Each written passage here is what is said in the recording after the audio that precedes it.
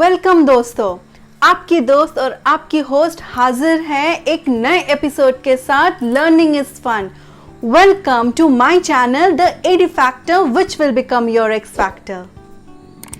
अगर आप मेरे चैनल पे नए हैं तो please do subscribe my channel and hit the bell icon so that आप मेरा कोई भी वीडियो मिस ना करें।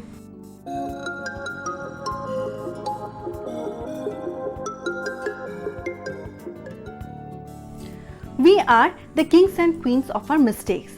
Simple things are complex. इस लर्निंग के साथ आज शुरू करते हैं articles. Articles comprises of a, an and the. Let's start. A and an. Singular number, indefinite and common noun. एक एग्जाम्पल के साथ तीनों समझ लेते हैं। ए कार, ए कार मतलब सिंगल कार। इनडेफिनाइट क्योंकि जनरल कोई भी कार हो सकता है, और common noun, car is a common noun. The specific and definite. The Victoria Memorial, एकदम स्पेसिफिक। तीनों आर्टिकल्स को एक डेमो के साथ समझ लेते हैं। There is a house, in front of the house there is a car, the car is Lamborghini.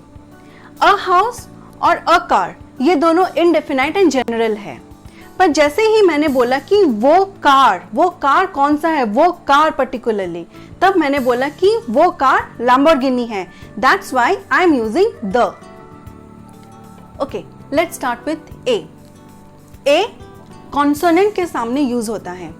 A car, a house, but even consonant sounds के सामने भी ए यूज होता है। An university, no, a university, because even if your u is your vowel, the sound is y-o-u, that is why it is a consonant, so we use a university. बचपन से हम लोग को पता है कि कॉन्सोनेंट्स के सामने a लगता है और वावल्स के सामने an लगता है। देखो वावल्स कहाँ घूम रहे हैं। कम ऑन वावल्स, एक जगह खड़े हो जाओ सब। और वावल्स के सामने क्या लगेगा? an. But apart from vowels, and हम लोग यूज करते हैं the words that start with H but sounds like O, जैसे कि an, our, and honorary award, okay? But हम लोग and ऐसे words के साथ भी यूज करते हैं जो कि sounds like EM. For example, an MBBS and MA. The इस आर्टिकल में सबको कंफ्यूजन होता है। आज इसको हम लोग अच्छे से क्लैरिफाई करते हैं। चलो, द यूज होता है स्पेसिफिक एंड क्लियर ऑब्जेक्ट्स के लिए। फॉर एग्जाम्पल जैसे कि persons, thing and places. Example के साथ, person the principal of ABC school, place the Taj Mahal, thing the car, जैसे कि मैंने लास्ट एग्जांपल में बोला था the car is Lamborghini.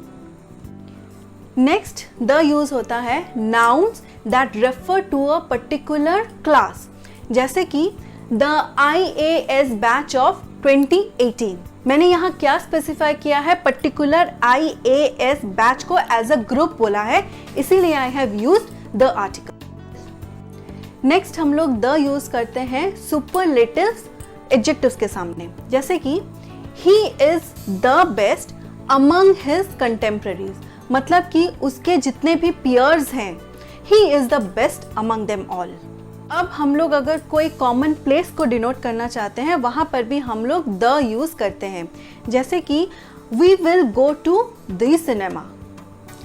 The हम लोग यूज करते हैं जब हम लोग को बोलना होता है वन एंड ओनली यूनिक, जैसे कि द ताजमहल एक ही है ना पूरे वर्ल्ड में, so unique. The Ganga river एक ही है, दूसरा गंगा नहीं है। दोस्तों वीडियो को लास्ट तक जरूर देखिए वरना आप बहुत कुछ मिस कर जाएंगे। अब आएगा एडी फैक्टर का पंच। हम लोग the as an article use करते हैं बहुत ही स्पेसिफिक डिजीज के सामने भी, जैसे कि the mumps, the measles, the plague and the flu. The हम लोग प्रॉपर नेम्स के सामने भी लगाते हैं, जैसे कि newspaper, the Hindu, the economic times. अब नेक्स्ट, कंट्रीज के सामने हम लोग जीरो आर्टिकल लगाते हैं। अच्छा, जीरो आर्टिकल का मतलब क्या है? No article. Example, India, Germany and France. But countries that indicates group such as united और फेडरेशन, उसके साथ हम लोग आर्टिकल द को यूज़ करते हैं। जैसे कि example, the United states, the United Arab Emirates. English movie आपने ज़रूर देखा होगा, उसमें श्रीदेवी जी ने एक क्वेश्चन किया था, the United states of America हम लोग बोलते हैं पर द इंडिया हम लोग क्यों नहीं बोलते हैं? उसका आंसर यही है। Do you know which is the smallest country in the world? Yes, the Vatican city. अब ये एक्सेप्शन है, क्योंकि हम लोग को पता है कि कंट्रीज के पहले जीरो आर्टिकल लगता है, बट वैटिकन सिटी के पहले द लगता है, जो कि एक एक्सेप्शन है। अच्छा, जीरो आर्टिकल्स क्या होता है? जीरो आर्टिकल्स मतलब होता है कि omission of articles. Omission of articles का मतलब क्या होता है कि नो आर्टिकल। जैसे कि मैंने पिछले स्लाइड में आप लोग को बोला है ना कि कंट्रीज के पहले हम लोग आर्टिकल्स यूज़ नहीं करते हैं। इनफैक्ट हम लोग अगर किसी का नाम भी यूज़ करते हैं ना, तो उसके पहले भी आर्टिकल यूज़ नहीं करते हैं। फॉर एग्जाम्पल, द राम तो हम लोग नहीं बोलते हैं ना, Ram went to his house. जब हम लोग स्पोर्ट्स के बारे में जनरलाइज्ड फॉर्म में बोलते हैं, जैसे कि फुटबॉल, क्रिकेट, हॉकी, उसके पहले लेकिन हम लोग जीरो आर्टिकल यूज़ करते हैं, मतलब कि नो आर्टिकल। लेकिन अगर इसी स्पोर्ट्स का कोई इवेंट होता है, तब हम लोग आर्टिकल द यूज़ करते हैं। For example, sports, lawn tennis, event, the Wimbledon. Sports, football, event, the euro 2020।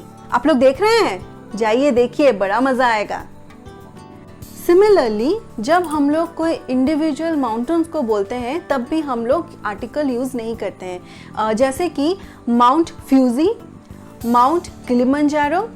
लेकिन जैसे ही हम लोग माउंटेन के रेंज को डिनोट करते हैं, like the Himalayan range, we use the article the. अच्छा, एक और चीज़ है जो याद रखना है, directions, compass direction, that is east, west, north, south, left and right. Directions के पहले अगर वर्ब आता है, then we usually don't use any articles. Example मैं एक दे देती हूँ, we drive north. Drive is your verb, north is your direction. Okay, next होता है, और एक एग्जाम्पल ले लेते हैं, वी बेटर हेड ईस्ट। यहाँ पर हेड हो गया मेरा वर्ब और ईस्ट हो गया मेरा डायरेक्शन। सो यहाँ पर मैं कोई भी आर्टिकल यूज नहीं कर रही हूँ। Next, same compass direction, that is your east, west, north, south, left and right के पहले अगर प्रीपोजिशन आता है, तब हम लोग द आर्टिकल यूज करते हैं। For example, we are heading towards the north. तो कहाँ हम लोग हेड कर रहे हैं? टूवर्ड्स हो गया यहाँ पर preposition, the north. His house is on the left of the road. तो उसका हाउस कहाँ है?